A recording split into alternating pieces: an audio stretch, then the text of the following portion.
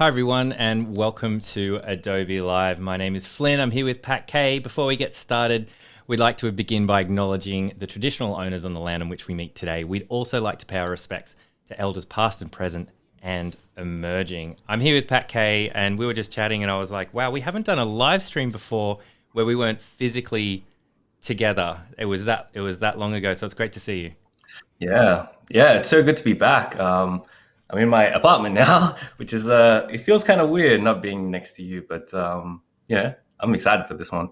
Man, it's great to see you. You've been doing so much amazing work, which we're going to get into very soon on the stream. Hey, it looks like chat is back. So just before we went live, I was chatting to Pat and I was saying, yeah, sometimes things can go wrong. It's streaming. It's no big deal.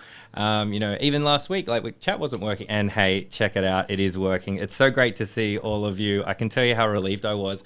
There's a workaround that I was sent where it can go into admin and add some code or something. And I was going to try and do that live, and I was terrified. So I'm really glad it didn't come to that. Flynn and code do not mix. So what's up, chat, everybody there? Johanna, great to see you. Uriel, Sam's in the chat. Festus is here, so great. Frank, Ryan, Elizabeth, it's so great to see you all here. Yes, so chat is working at behance.net/live, which is great because we need your help today. We have some images to choose from that Pat's going to shout out, and then you guys are going to let us know which direction we're going to go. So it's choose your own adventure today here on Adobe Live. This is part one of a two-part series. So we'll be back in 2 days, so Thursday in Australia, which will be Wednesday in the US. But enough of me talking. I've got to find out what's been going on. What have you been up to, Pat? And also give people an idea of who you are and what you do. Yeah, sure. So hi, I'm Pat Kay on Instagram. I'm a travel photographer based in Sydney, Australia, and I'm kind of known for my Japan work, I guess. I spent a whole bunch of time there. Spent probably about cumulative 2 years in Japan. So traveled all up and down. And yeah, been loving it and documenting every step along the way. But now, being stuck in Sydney and not being able to travel, had to kind of pivot and do some other things. And so, recently I've been, since I've come back, just jumped on YouTube and started teaching people and, sharing my experiences and all that kind of stuff. Yeah. That's awesome. Your YouTube channel is incredible. What we've been chatting about, between Pat and I about coming on has been around building your freelance portfolio, which is the whole point of this two-part stream. That music is good, but it's probably just a little bit loud, so I'll turn that down just a tad. I love the lo-fi vibes there. It's the way to go, man. It's all about chill hop here. That's it. Which is a lot of what your YouTube channel has been, which maybe we could check out. Maybe we could plug that, and also your Instagram. So I'm just going to jump over to your screen. I've got a new little animation there. Check that out. That's cool. So this is your Instagram, so people can check out some of your work. Yeah. So like I said, Japan mostly. I mean, you can see a lot of it's sakura and torii gates and geishas and all that kind of stuff. Even though I haven't been to Japan, I've been it's been 8 months since I went back last. I'm still posting stuff from Japan. So that's me. And then just a quick one about my site and all that kind of stuff. This is what it looks like. If you want to check out more about me, patkay.com. Speaking of Japan, again, I also wrote 2 books, photography guide to Japan, detailing the top 50 photography locations across all of Japan. Same thing with Tokyo as well. And then, this is my YouTube where I basically just cover everything to do with the creative process and photography. And, I'm a self-coined multi-disciplinary content creator. So I do writing. I actually started this whole creative process with writing, right? And then photography and videography. So the whole stack of stuff, really. Design as well, and all that kind of stuff. Yeah, because you used to be a product designer, was that right? Yeah, so I was actually product designer for 10 years prior to being a full-time photographer.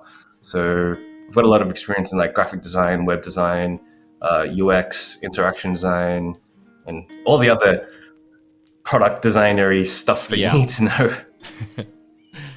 Yeah, cool. Yeah, a whole bunch of that stuff.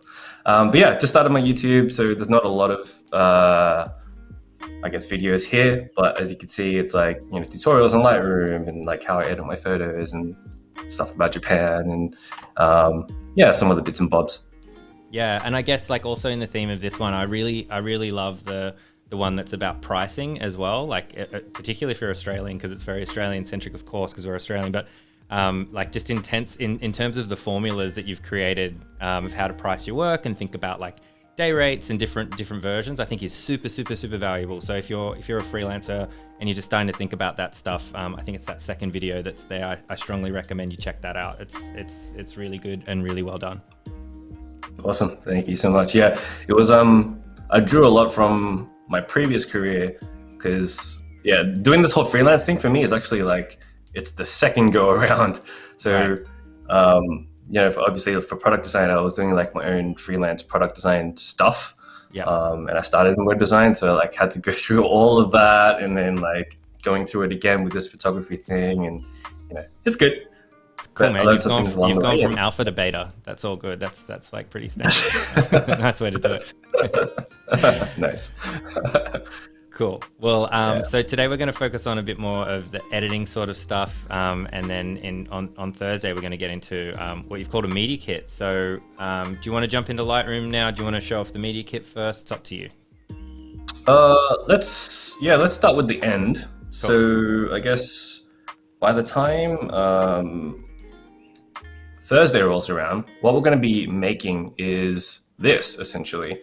So this is like the thing that I give to my clients and potential prospects so that they know what I'm about, so that they know who I've worked with, so that they know that I'm reputable, so that, you know, they know how much I charge and all that kind of stuff. So this is what we're going to be building essentially. It's just it's what's called a media kit, but it's also a great way to show off your portfolio and show off your skills and show off, you know, your abilities as a freelance creator, regardless of whatever, you know, category or like whatever industry you belong to. We're eventually going to end up with this, and you know, we'll jump to InDesign, and I'll go through really quickly, you know, how to make this. And don't worry about, you know, whether or not you know how to use InDesign. InDesign's like pretty easy to learn. I know a lot of photographers won't have used it before, but yeah, it's super simple. Nice one. Okay, cool. Yeah, so I guess to get these photos into this portfolio, we'll jump into Lightroom. And so what I've got here are 14 different images. These are all my portfolio pieces that I am going to include in this media kit. I wanted to start the stream with this one, which is number 3. So I'll do that first. But this is where, chat, if you can help me out, you know, just for the next edit that we do, I'm going to leave this as like a choose your own adventure thing. But first, what I wanted to show is what I guess it all looks like when it's reset. So this is what it looks like when it's all edited, and this is what we're going to be doing in the media kit. But in terms of how to get there, or like where we started, you know, it kind of looks like this. So let's say let's say for this first edit, we'll have like a choice of between, I don't know, like number 4, number 5, and number 14, I guess. 4, 5, and 14. So those are the options for chat to choose, yeah? 4, 5, and 14. Nice. Just throwing that in chat because I'm a little bit ahead of time. So those are the options you choose. Just let us know in chat. We'll give you guys like a minute to kind of pick. We'll just pick whichever one has the most responses. And if I assume if we get enough time, we could always get to the second one or something like that. But I notice you're using Lightroom Classic. Like, is this often how you will select your work? Like rather than the Finder or something like that? Like, is this how you organize your work? Because I know you're a highly organized person. Am I? From what I remember. Yeah, so like I use Lightroom to organize every single one of my images. So yeah, you're right. Like I don't delete any images. I don't use Finder. I chuck everything into Lightroom. Everything gets organized and starred and categorized in Lightroom. I can't show you in this catalog because we're just using a custom catalog that I created for today. But yeah, everything is like categorized in collections and stars and the whole shebang. Yeah. That's just how I like to do things. I like it. All right. Let's get into this one. So just to start with, cool. So we do have number 4 seems to be the one that everyone said. Is that what we picked? Okay. Cool. We'll do that. Is that number all right? 4, and then sweet. Yeah, easy. And then we'll jump into that later. Bit of history with this one. This one was shot off the cuff in Kyoto in 2017, I think.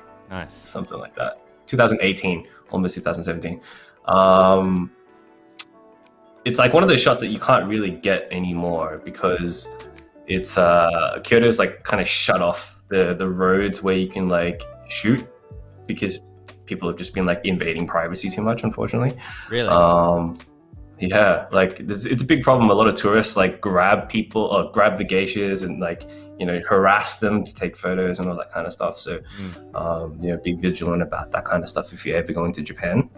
But yeah, so a couple of things. How I generally like to start my edits is, okay, what is it about this image that I like and what do I want to try and like bring out? Like, what's the story that I want to tell? And that's really about like, in this image for me is really about like the symmetry of the placement of where the subject is. So you have like the split of the light, the central like circle of where it lands. It all kind of like lined up really well. And so I want to try and accentuate that. Now, obviously, like I said, like it's shot off the cuff, so that's why it's like, you know, a little bit tilted and, you know, all the kind of stuff. It's, you know, not perfect every single time. Damn, it looks so funny. It looks like straight and perfect. Like I'd be scared to edit this because I'd feel like I might ruin it. Yeah. Yeah. To me, it's like, oh, there's so many lines like that aren't straight and like, you know, it's underexposed and, you know, all that kind of stuff. So generally, to start with, I'll do like what's called like resetting the image, which is just kind of bringing it to a place that's like decent to work with, like a good base, right? So typically that involves lens corrections first and foremost, and then any angling that I want to do. So something like that. And what are you looking for to line up there? Are you looking at that top beam, or are you looking at the vertical lines, or is it a bit of everything? Like, where does your eye go? It's a bit of everything. Yeah. Yeah. Any straight lines. Okay.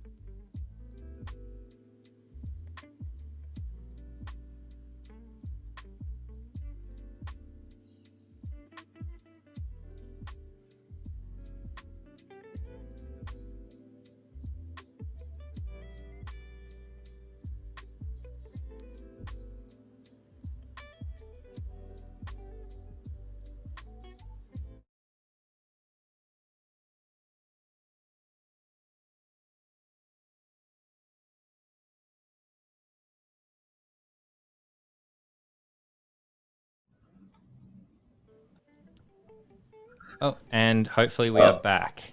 Sorry. No, that wasn't you. I think that was on my side. Oh. Are we good now? Yeah, we're good. We're back. Okay. Cool. We're back. Hi, chat. Okay, wait. We're talking about like perspective and yes, lines and stuff. Yeah. Yeah. So what I'm looking for is like perspective shift. So you see this a lot with like, if you're shooting upwards in a building or something like that, you get a lot of like warping, and you want to try and like fix that and reset the image. For this, it's not too bad. So, you know, I can maybe shift this over just a little bit. What I'm looking for is like, okay, when I'm holding onto this, do all of the little lines line up with all of the bigger lines? And in this instance, like, that's pretty good.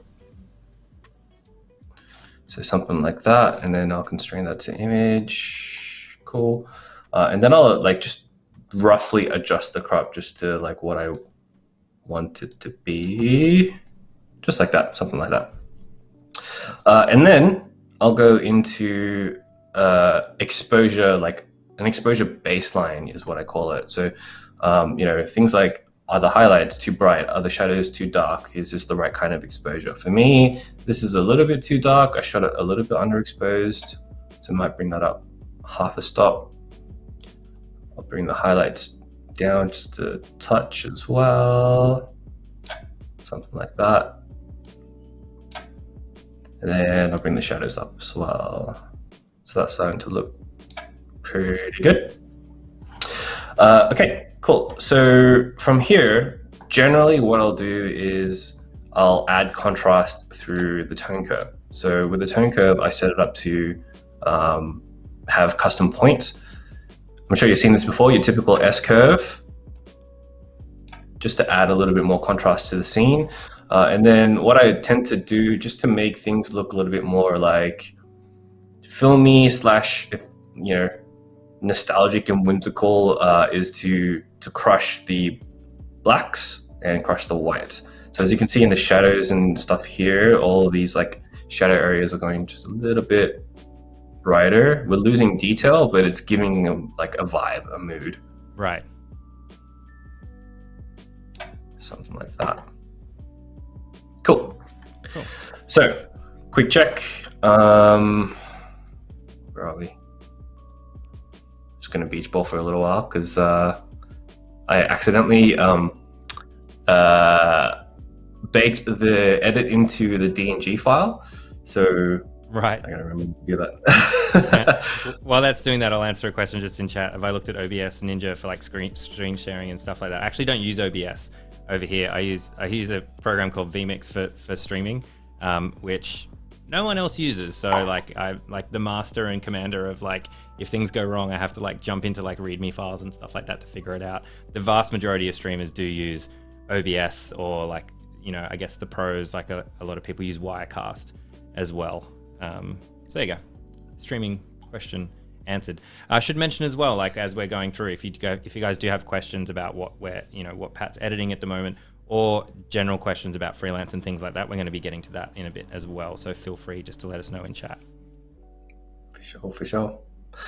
Next thing I do is calibration and color. So calibration is a bit tricky, but the idea here is to say like, hey, there are a bunch of different colors in this image. Like how can, for me anyway, in my style, like how can we like reduce them down to make them as simple as possible and not just have like a whole bunch of different colors? And this is an aesthetic choice, right? So typically, I don't want to go too deep into it, but like typically I'm trying to align the warms and the cools as closely together as I can.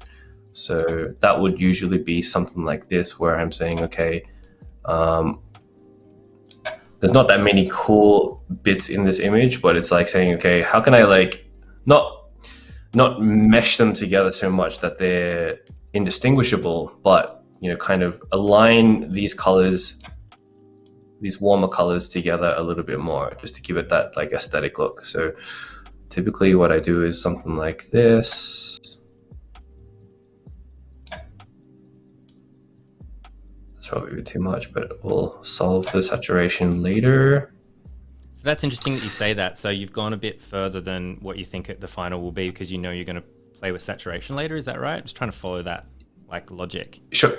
So what happens when you're moving these sliders around is that sometimes you'll get saturation values that are unpredictable. Right. Because with calibration, it's like, calibration is really complex, right? It's like, instead of it being like hue where it's like, take this color and shift it, right? It's saying, calibration is saying, okay, red is made up of this percentage of R, G, and B. And so like there's 3 different color pixels, and like if you push one pixel of those 3 pixels up or down, then who knows what will happen throughout the image. So sometimes it can be a little bit unpredictable. And so with saturation values, I never really am too alarmed about it until I get into like this sort of stage of editing the color. Cool. Nice. So something like that. And this will make more sense with a different image with like more varied colors. But right now, what I'm looking at is, okay, I want to make sure the reds are actually red. I want to make sure the oranges are actually proper orange. Actually, 0 was good. The yellows have already started to tend to like bleed into the oranges. So I might try and, do something like that. Greens are okay because there's no greens right now. Blues, not many blues, but I'll go a little bit more teal on that. Not a lot in the magenta, that's fine. The purples, that's fine, no problem. So from here, I'll like manually adjust the saturation values for every single color. So we'll start with red. This is a bit too orange, but that's good. Yellow's fine. Something like that. From here, I'll actually like play around and see with the white balance if there's any changes that need to be made, because white balance tends to have the most effect on your overall like color composition in the final image. So with this, it's like, okay, if I want to inject more blue, for example, I can just simply slide that down to a cooler white balance, but I think that's too much. Maybe just like something subtle like that. Cool. Hey, we got a question Nice. from chat as we're going through about color. Let's do it. Are there any colors that you are drawn to, especially now when editing? Like, safe to guess that red will be a prominent feature in your Japan work? Yep. I'm a really like, I guess like the me of last year was very cool tones. Right. So that, I mean, a lot of that was because I shot a lot in snow and that kind of stuff. But I'm really drawn to cobalt blue, and I'm really drawn to like I don't even know how you would describe it, like a peachy kind of orange, I guess. Right. Which has like a nice like contrast, color contrast between the two. So I'm always trying to look out for that. Right now in 2021, I'm doing this thing where like I'm just alternating between cold shots and warm shots, just so that I have like a little bit more creative freedom in the things that I'm presenting in my Instagram at the moment. Yeah, cool. So next thing is luminance, and luminance is like just how bright or how dark a particular given color is. Typically, the brighter the luminance, the more attention you're going to give it in the actual image. So when someone's just like quickly viewing it, in this instance, what I want is that like I want to try and bring out this central portion of the image, and so a lot of that is like oranges, right? So if we see that right there, it's just subtle touches to like just bring those things out just a little bit. The reds are a bit, they're okay. Blues, there's not many blues here, but I like the color contrast. We're going to do something interesting with this image a little bit later when it comes to blue, but we'll just leave that there for now, and then we can come back to it later if we need to do. And the next thing is color grading. So color grading I don't do a lot of, especially with this new panel. I generally don't even touch the midtones too much, because I find that it gives, like with me in my editing, I'm trying to do something subtle, but make it still look stylistic, if that makes sense. Right. I just don't want to go overboard, I guess. Yeah. And midtones especially is a very easy way to go overboard. So just watch out whenever you're doing anything with this panel. Typically for me, I go old school and just stick to shadows and highlights. So for shadows, I tend to, again, try and go a little bit cooler, and then have this like play with like warm and cool. So shadows is usually cool, usually around like 212. Yeah, that'll do. And then just not a lot of saturation at all. Whoops. Just like even just 8. It's so subtle. Yeah, I can see how like easy it would be to go like way overboard, right? Like when you're finding that like even just a tiny little bit is all you want. That must be just experience or like quite a lot of trial and error. So yeah, I mean, it's experience and trial and error. I think like when you first start editing and you're in your first couple of years of editing your images in Lightroom, it's just so powerful and you can do all the things, right? So you just kind of want to do all the things. Yeah. And so like I often see a lot of beginners, kind of abuse this and abuse like the clarity, which we'll get into later on, a little bit too much, and your edits can quickly become like amateurish. And so there's this like kind of cycle, right, where like for me anyway, in my style, where I started off with a really like hard stylistic editing kind of vibe, and then I brought it back to like realism, and then within the last like 2 years I'm like, okay, how can I like push the edge of realism but still make it stylistic? Whereas like some people are just all the way like realism, some people are all the way like heavy stylistic, it varies. But like even for this, for example, like just injecting too much shadow, for example, can make an image look like that. And while you can, well, maybe like this. And while you can do stuff like, this kind of vibe for me looks not true to the original, right? Just because it's pushed too much. You can tell it's been edited really heavily, but. So rather than doing that, I'm typically like maybe say, can't get that, 19, and then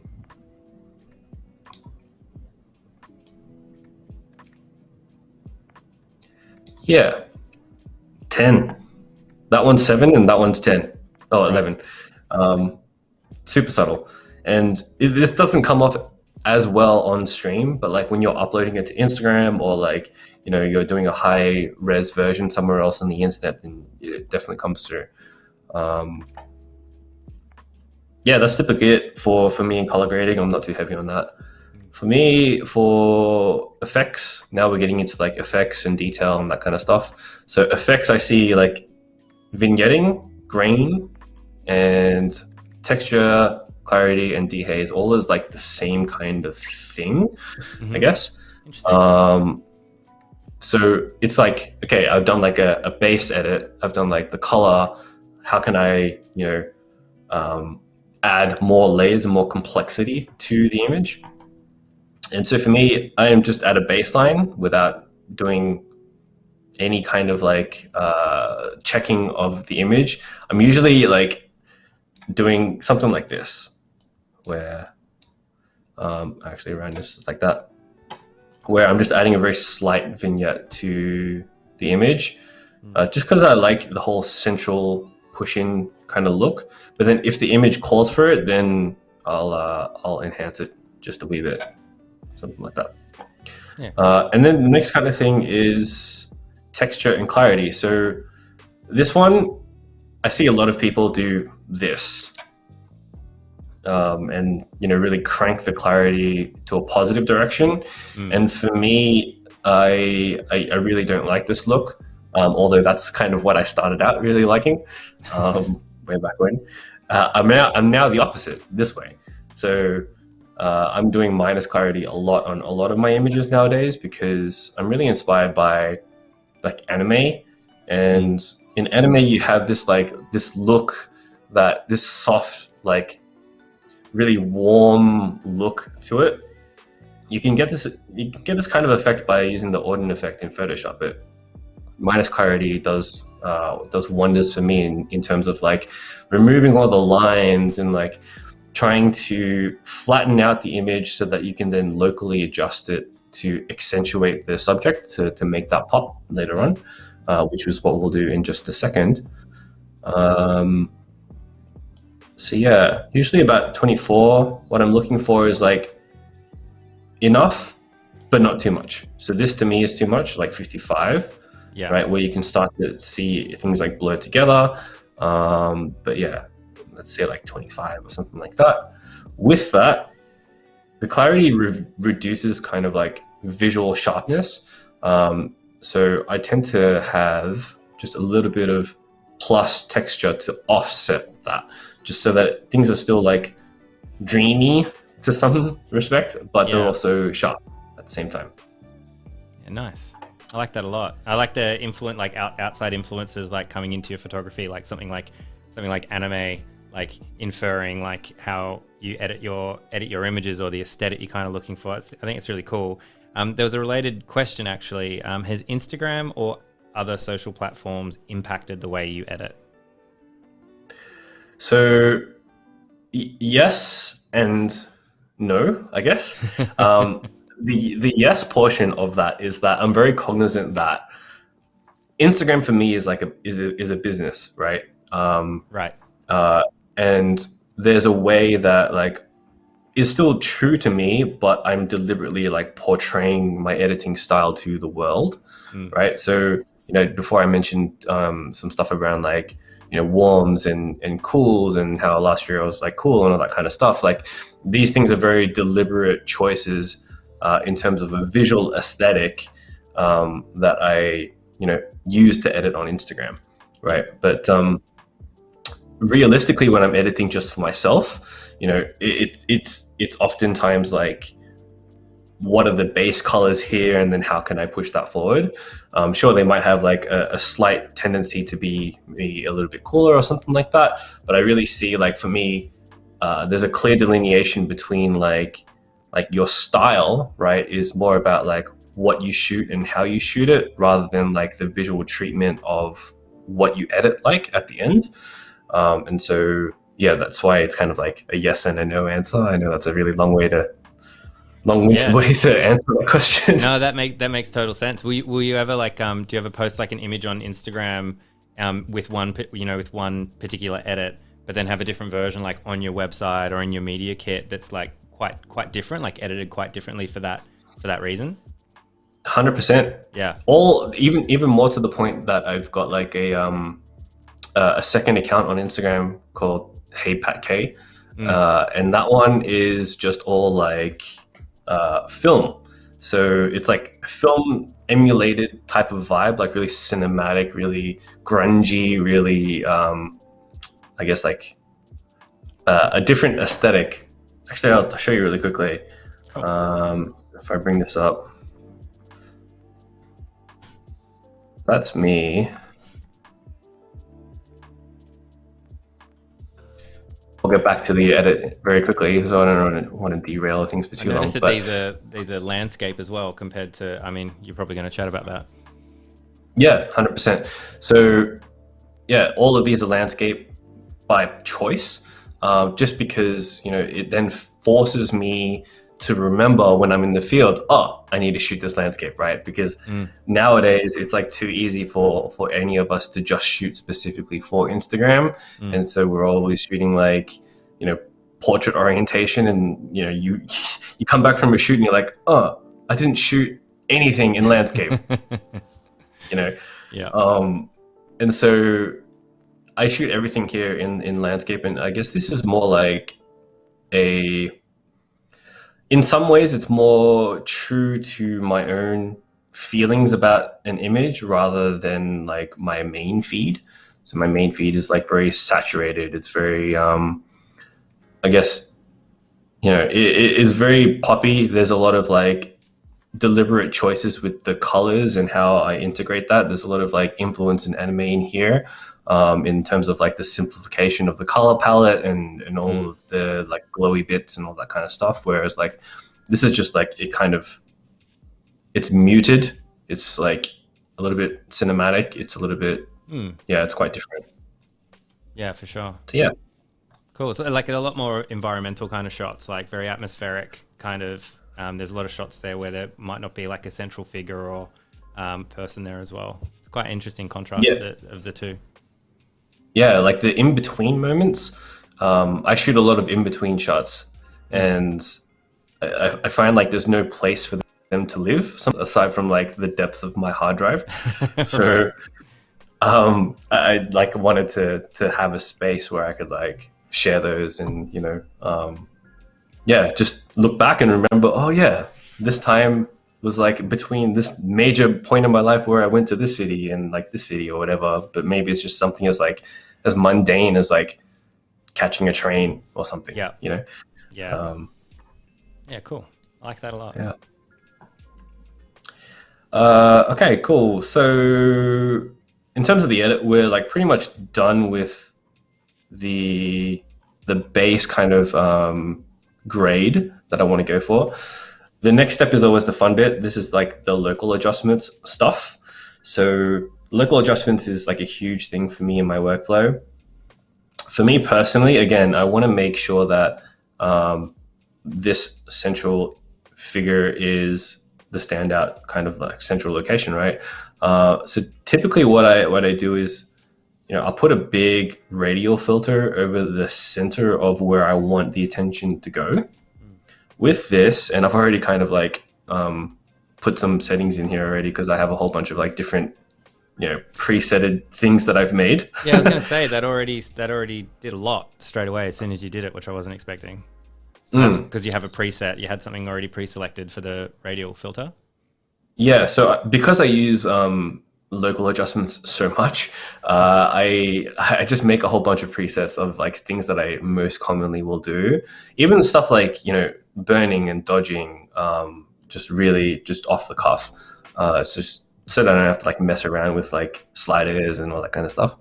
But this is generally like, even though it says landscape, it works for everything, is, you know, just a little bit more exposure to the place that you want it. You want to pop, I guess, a little bit more clarity, because the clarity does give you like the illusion of sharpness, and that illusion of sharpness accentuates the subject. And then same thing with like boosting the shadows and the whites and all this kind of things, just really subtle things to make things pop a little bit more. And, you know, if you want to do this yourselves, and these are the settings, it's pretty easy.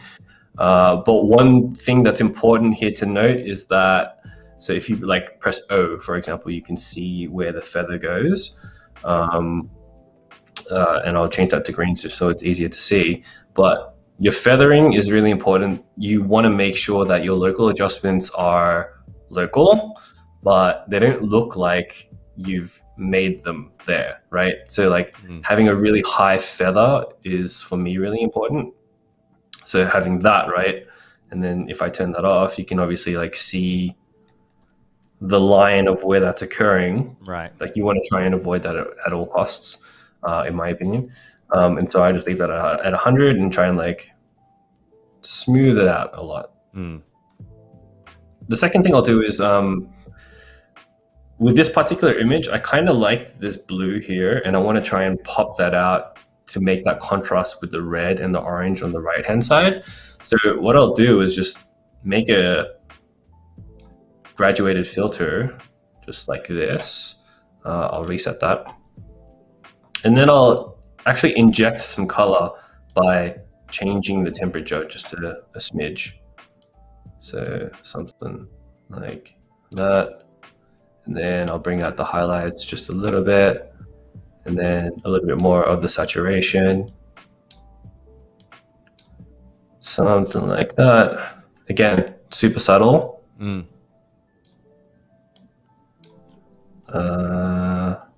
Yep, that's good.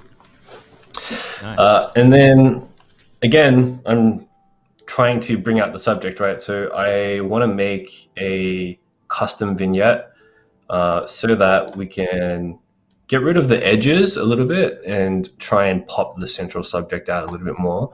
So I might even just bring this down just a little bit. So I want all these like details on the railings to like kind of go away. And is it the shadows that you're bringing down? Like what's that actually doing? So I'm bringing down the highlights first and foremost to get rid of like, Yep. And then I'm bringing the shadows down after that as well. Right. There's also a little bit of just like baseline exposure. And again, like this is one of those things where it's like, you can kind of see a line of where I've done this. And so, making it a little bit more smooth, like the transition being a little bit more smooth is always my objective. Yeah. Something like that. Then I'm just going to let you in chat know we've got about 15 minutes left, everyone. Cool. Time flies, doesn't it? Man. I mean, I can spend so long on these. How long? That's a good question to ask then. How long would you typically spend? I realize that, it's a hard one to answer because it depends on the image, but, what's a ballpark kind of figure of the amount of time you would set aside for editing one image? At least like 15 minutes, but sometimes it can take up to like 30, 45 minutes, just depending on like how deep I want to go into like the local adjustments and all that kind of stuff. And I'm very like particular about like popping things out and like locally adjusting my image quite a lot. Yeah. But yeah, that's kind of it for this one. And then I'd make a little bit of tweaks here and there and spend a little bit more time, but for the sake of the live stream, maybe we move on to another one. Yeah, that sounds great. Sounds good. While we're doing that, we've got another question, similar to like working with. Actually, I'll make this a shorter version of the question. Do some brands call for a different approach than others? So like I know you've worked with like lots of big brands, lots of international brands, Sony, Microsoft, Samsung, Nike, Adobe, shout out, etc. Like do they come to you for your style and give you essentially free reign for sort of things, or are they like, I really like the warm, or what's on your Instagram, or do they tend to infer like the aesthetic type of edit you do, or is that largely on you? It's largely on me, and to be honest, like I would only accept a job if it was that. Like right. I wouldn't ever take a job that was like, hey, we only like this portion of what it looks like or whatever. Like I am very big about like creative freedom and having the latitude to be able to make things the best in the way that I see them the best. So yeah, cool. Do you ever get any pushback from that? Like, I assume that means that you've had to turn down jobs where, I know those things pop up. They might see another photographer or another campaign and say, hey, we really like this. Can you do that for us? So does that mean you've come back to that client or, campaign or whatever and or agency and said, no? Yeah. So like I try and make that a thing ahead of time so that we don't get into that awkward conversation at the end, because that's always like a hard one to dig yourself out of. But yeah, I'm always like trying to make sure that they know what to expect ahead of time. Yeah. And trying to be transparent about that. Yeah. Cool. Which I guess a media kit could come in really handy for that, which is a nice like segue to our part 2. Exactly. Okay, so I guess it's your choice this time. You were going to pick number 3. Did you want to? Feel free to jump into whichever one you wanted to. Did you want to show us another edit? Yeah, I'll show you guys another edit. I mean, there's not a lot of time for this one, so I might just like fly through it. Speed version, yeah.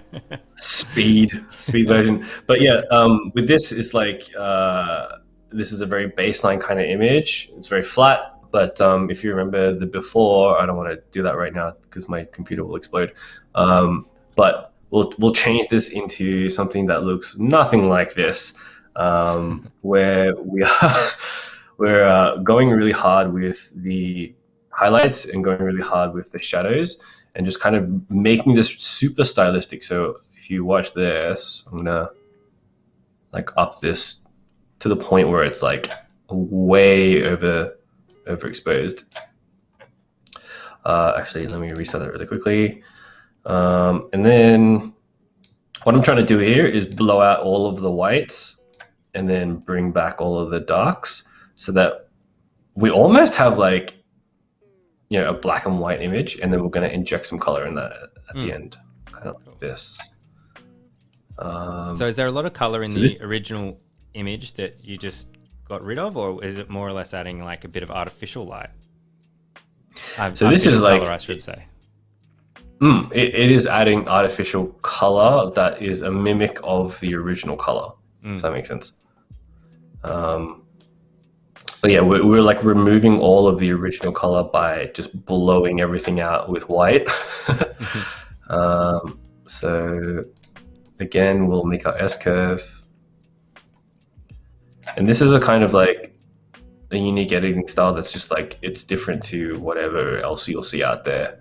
But it only works for a couple of images, like very specific images, but it's really nice when you have like a bland sky, or like when you have maybe, you know, a few clouds in the sky and it's like not interesting, just blow it out completely, right? So then it just becomes completely white, and then you can do something with it, or like it helps the subject stand out, for example. So like I could, you know, this is the original right now, but if I go all the way like this, we can just see that like it starts to really separate what the subject actually is.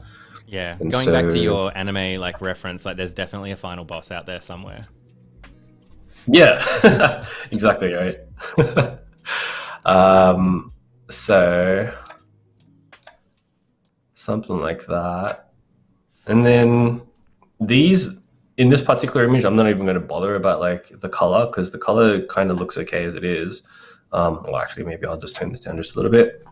But again, coming to local adjustments, I want to try and add some stylistic flair to this. And so I'm going to add like opposing graduated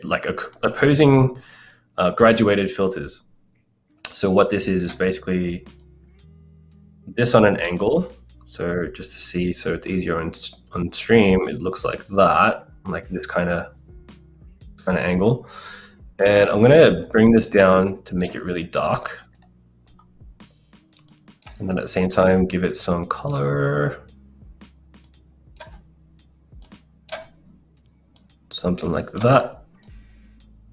And now we've got like some bit of that's not just like the central focus and not just like a whole bunch of plain white, but I want to make an opposition of this on the other side. And instead of going dark, I'm going to go super bright, right? And this is not, you're not going to see much of this, but like this is much more evident in different edits, maybe where I'm not like blowing things out too crazy, but something like that. And that way, we're starting to add some contrast, maybe a little bit more.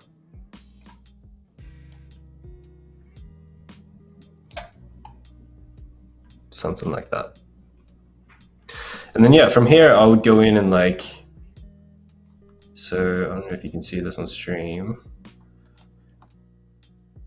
but details here, I would, you know, darken out completely. You know, we don't have time for that today, but just to make sure that everything looks a little bit more cohesive. And you do this do this all in Lightroom? Like you wouldn't go into Photoshop and subject select it out or anything like that? Or do you do that sometimes? I do that sometimes. So for this type of image, if I couldn't get a good result for like clone stamping this with Lightroom, then I would go into Photoshop and do it. Right. But I always try and do Lightroom first before going into Photoshop. So yeah, like my workflow is like 97% Lightroom, to be honest. Yeah. I only go into Photoshop if I absolutely need it to, I absolutely need to.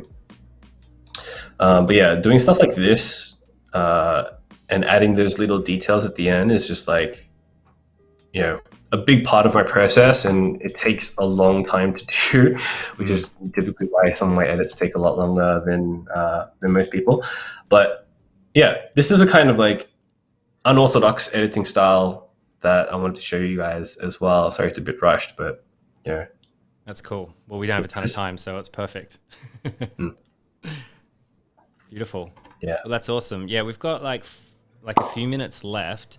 Do we want to have a sneak peek at the media kit? We'll just have a quick chat about that, so we can have a bit of a sneak peek of the next stream. Yep, 100%. So we're going to be making this, and what this is basically a cover page, some opportunities to show your work, a description, work, some social proof, and basically it's how much can you talk yourself up, Right. so that you can give this to someone and be like, okay, this is what I'm about, and this is why you should hire me, essentially. Yeah. So even stuff down to like services and rates and how much for like a half day or a full day, blah blah blah. But like the next session is just basically about like how do we structure this in InDesign, and how would I go about like creating the bones for this such that you guys can go and create your own. And then, I mean, stuff like this takes a little bit of time to work out in terms of like the layout and how to put things where and all that kind of stuff.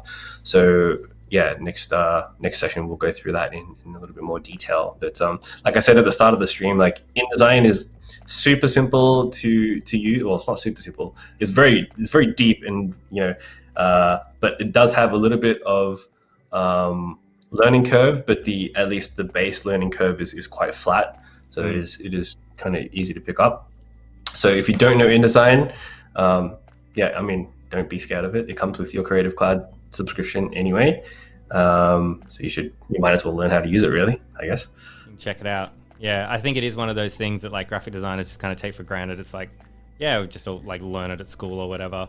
And there's a lot of depth. There's a lot of depth to it if you're into like big publishing and stuff like that. But for creating like a deck or creating something like this, there's not a lot that you really need to know, and it can save you a lot of time if you set things up in the correct way. So we'll be chatting about that.